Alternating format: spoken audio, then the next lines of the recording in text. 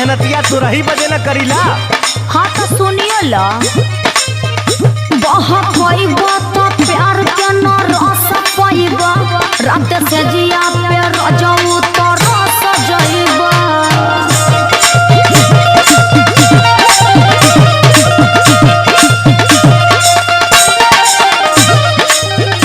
बहुत पैबा तो प्यार के न रस पैबा रात से जिया पे रजऊ तो रस जइबा। हमारा से चली